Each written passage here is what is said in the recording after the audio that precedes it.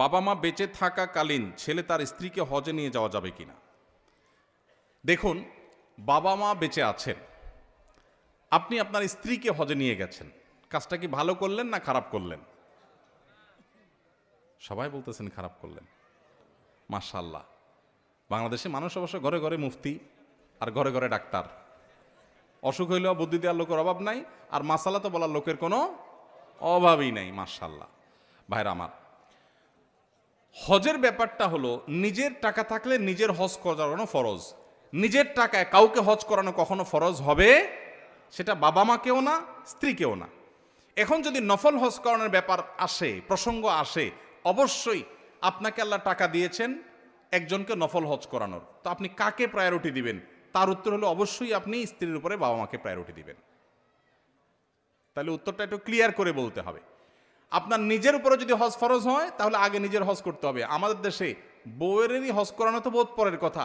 অনেক ছেলে বাপ মারে হজ করানোর আগে নিজে হজ করলে গ্রামের মানুষ সমালোচনা করে, কত খারাপ ছেলে, বাপ মারে হজ না করে নিজে হজ করছে।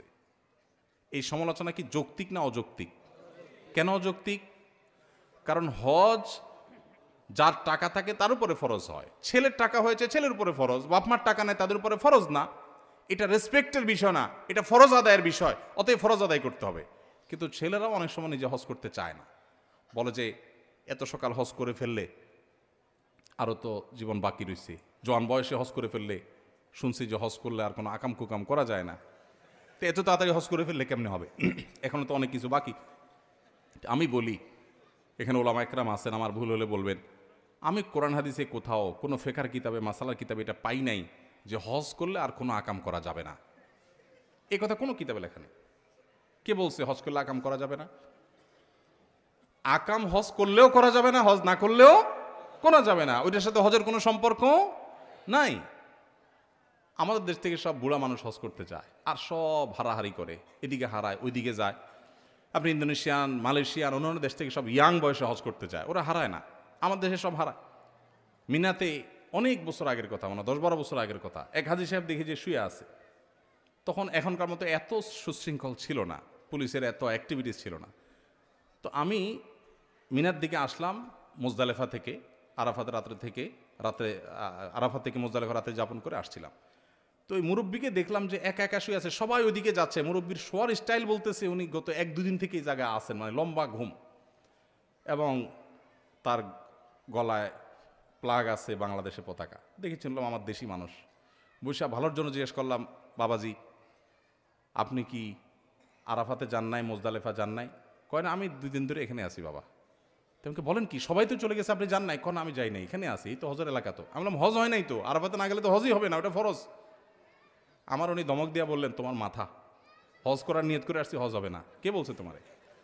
আমি আর কথা না বাড়ায় দেখলাম যে যান বাজায় চলে যায়। তো বুড়া বয়সে হজ করতে গিয়ে অনেকে উল্টাপাল্টা করেন।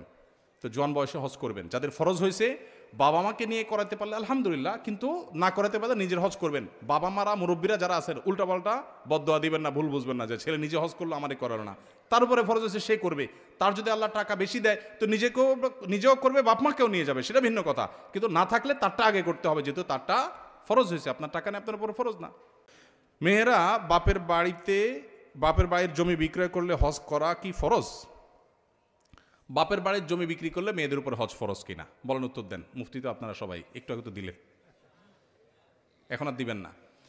দেখুন, বাবার বাড়ির জমি বিক্রি করে সম্পদের ভাগ পাইছেন কোনো মেয়ে, যদি সেই টাকা দিয়ে তিনি হজ করতে পারেন, মেয়েদের হজ ফরজ হওয়ার জন্য 2 জনের হজের টাকা থাকা লাগে, নিজের এবং মাহরামের। তার মানে এখন বর্তমান বাজার অনুযায়ী যদি 6 লাখ টাকা লাগে হজ করতে, তাহলে 12 লাখ টাকার মালিক হলে হজ ফরজ হয়। এখন যদি বাবার বাড়ি থেকে যেই জমি পাইছেন ওইটার ভ্যালু 12 লাখ হয়, তাহলে আপনার উপর হজ ফরজ। কথা কি বুঝাতে পারছি? এখন বলবেন জমি বিক্রি করে হজ করবে? হ্যাঁ, জমি বিক্রি করে হজ করবে ওই ব্যক্তি যে জমির ইনকামের উপরে ডিপেন্ডেন্ট না, যার জমির ফসল দিয়া তার 12 মাস চলে, সংসার চলে, তার জন্য জমি বিক্রি করে হজ করা ফরজ না।